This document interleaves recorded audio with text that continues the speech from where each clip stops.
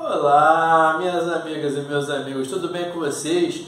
Eu sou Gustavo Eugênio do CGE Consultoria e Estudos Jurídicos e hoje, pessoal, eu estou aqui de volta para dar continuidade àquela série de vídeos de Jornada da Hora Extraordinária.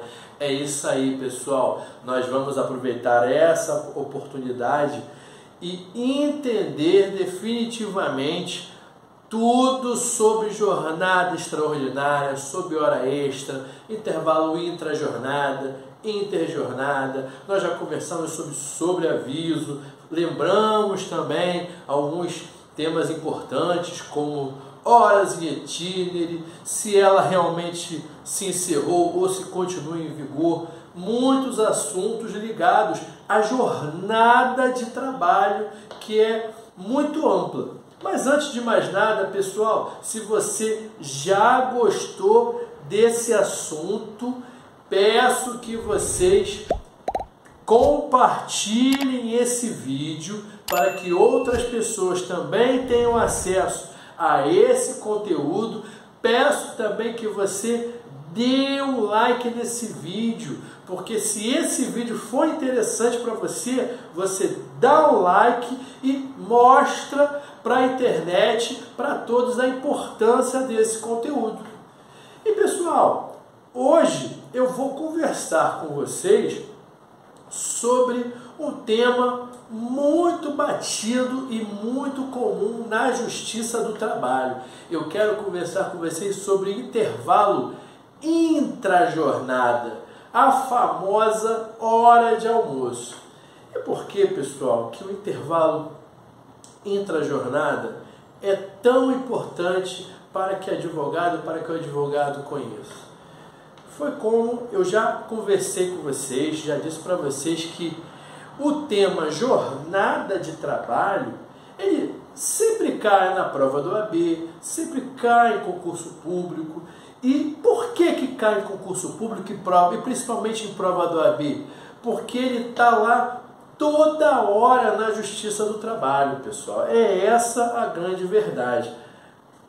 A maioria das ações trabalhistas, elas sempre têm pedidos ou de hora extra, ou de hora extra em intervalo. Às vezes não tem hora extra, mas tem intervalo, intrajornada. Alguns casos, em menor escala, intervalo interjornada, mas você precisa realmente saber essa diferença e saber quando isso ocorre. Mas intervalo intrajornada é um dos temas mais comuns do dia a dia do judiciário trabalhista. Hora extra e intervalo intrajornada toda hora tem pedido. Então, você como advogada, você como advogado, vocês precisam conhecer esse assunto. E o que é o intervalo intrajornada?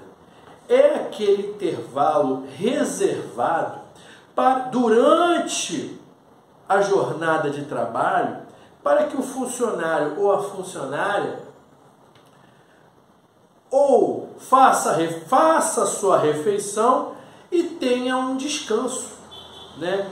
Muitas vezes o funcionário ele pode só almoçar ou só descansar, isso é o de menos. Eles, na realidade, na prática a gente chama de intervalo para refeição e descanso. Mas fato é, meu amigo e minha amiga aqui, essa uma hora, o funcionário e a funcionária, é ele que vai decidir o que será feito nesse intervalo de uma hora. Nós falamos que geralmente tem o intervalo do almoço, da refeição e o descanso. Mas é ele que vai equacionar isso, ele que vai decidir isso. Contanto que ele tire o intervalo de uma hora, ele usufrua de uma hora. Como ele vai utilizá-lo é com ele. E por que a legislação trabalhista ela criou o intervalo intrajornada previsto no artigo 71 da CLT? O legislador trabalhista ele percebeu que o funcionário, ser humano, ele precisa de um momento de descanso e repouso. Ele percebeu que se não tirasse esse intervalo intra-jornada, atrapalharia a saúde do colaborador, saúde mental, saúde física, inclusive seja gerando prejuízos para a própria empresa, para o próprio trabalho, porque ele não vai render como ele poderia render, face ao cansaço, a extenuação física e mental, quando ocorre a ausência desse intervalo, e também o funcionário, além de ele perder essa concentração para a questão do trabalho, ele perde essa concentração para a sua própria segurança. Busca evitar que esse funcionário, face a sua falta de atenção, ele sofra acidente. Imagine a situação de um motorista de ônibus, por exemplo, que está dirigindo horas a fio um ônibus. Você sabe que dirigir um veículo requer muita responsabilidade e muita atenção. Imagina o trânsito de uma cidade grande. Pegar engarrafamento, isso extenua qualquer cérebro, qualquer corpo humano. Imagine outras situações. A situação de uma enfermeira ou de um enfermeiro no hospital que já esteja trabalhando há mais de 12 horas ou 15 horas, ou que, ainda que trabalhe em escala, ele não tenha esse horário. Muitas vezes enfermeiro e enfermeira trabalham através de escala. Cada empresa utiliza a sua escala, mas, por exemplo, é muito comum se utilizar da escala 12/36. Tem outras escalas aí. Fato é que mesmo que seja na escala 12/36, ou na escala 6/1 ou 5/2, o funcionário ele tem que ter um momento de descanso. Essa é a grande verdade, independente da correria do trabalho. Eu falei aqui, por exemplo, enfermeira, enfermeiro. Eu tenho um processo de um cliente que é enfermeiro, que ele falava que o hospital não concedia o intervalo. Ou melhor, ele até falava que só dava o horário para ele almoçar. Ou seja, cada um tem o seu tempo de almoço. Mas ele falava: doutor, na realidade eu tenho 20 minutos para almoço, 30 no máximo. Porque ele pedia para eu almoçar e já voltar para continuar com a rotina médica dos pacientes. Você acha que um funcionário desse, que está trabalhando de madrugada, por exemplo, ou ainda que seja o dia, durante o dia, vai ter a atenção completa durante 12 horas ininterruptas se ele não tem descanso? Outro caso, imagine um funcionário que trabalha na área industrial, trabalha com maquinário perigoso. Já pensou se esse funcionário ou essa funcionária perde a concentração? Certamente pode ocorrer um acidente. Então, são essas informações que estiveram na mente do legislador na hora que ele elaborou o artigo 71 da CLT. E o que o artigo 71 da CLT nos fala? A toda atividade que ultrapasse 6 horas de trabalho, haverá direito a no mínimo 1 hora de intervalo para descanso e refeição, máximo de 2 horas, salvo quando houver acordo, convenção coletiva de trabalho que estipule algo diferente. Porque às vezes isso acontece. Você sabe que a Constituição da República, no seu artigo 7º, ela conferiu aos acordos e convenções coletivas de trabalho poderes para criar direitos às partes convenientes da convenção coletiva. Então, o estudante de direito, o advogado, a advogada, eles têm que conhecer a lei e os instrumentos particulares da convenção coletiva, o acordo coletivo. Está tudo ligado. Então perceba isso. Aqui, ó, além da previsão de além de 6 horas, fará jus ao intervalo, o mesmo artigo fala o seguinte aqui, ó, no parágrafo 4º, quando o intervalo entre a jornada for suprimido, no todo ou em parte, haverá remuneração equivalente a 50% da hora normal de trabalho. Pois é. Então vai ter que pagar igual a nossa conversa da hora extra.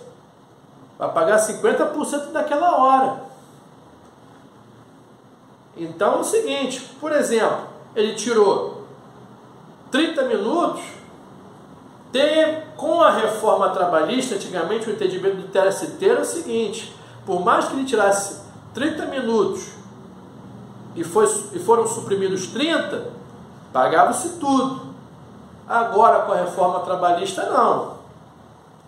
Se só tirou 30 minutos e não foram usufruídos 30, esses 50% estarão ali ligados aos 30% restantes. Será pago somente o que não foi usufruído. Outra coisa também, pessoal. Lembra que eu conversei com vocês um pouquinho, alguns minutos atrás, quando eu falei dos exemplos do motorista? O parágrafo 5º, ó, também teve um acréscimo, teve uma coisa nova aqui. Né? Nos últimos anos, os transportes coletivos urbanos, né, foi se perdendo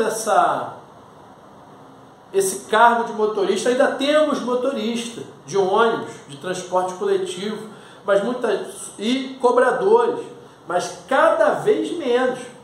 A maioria, pelo que eu vejo, é motorista cobrador, que muitas vezes chega na Justiça do Trabalho, inclusive, pedido de acúmulo de função, que certamente poderemos falar em outro vídeo. Só você falar aqui, se você quer que eu fale de acúmulo de função de motorista com cobrador, se ele tem direito ou não, ou as duas vertentes, porque você sabe muito bem que no direito, geralmente tem a primeira corrente e a segunda corrente. Às vezes tem até a terceira corrente.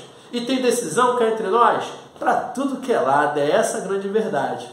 Mas hoje nós estamos falando aqui do motorista, mas diretamente ligado ao intervalo intrajornada.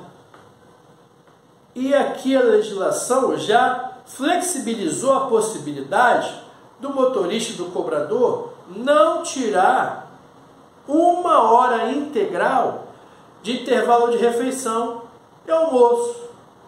Poderá ser fracionado. É por isso que acontece, muitas vezes, se dá uma olhada lá, na hora que o motorista ou o cobrador está parado ali, ele já está tirando um pouquinho do intervalo dele, principalmente no início, após a primeira hora e na última hora de trabalho. Tem essa flexibilização que o artigo 71 colocou aqui.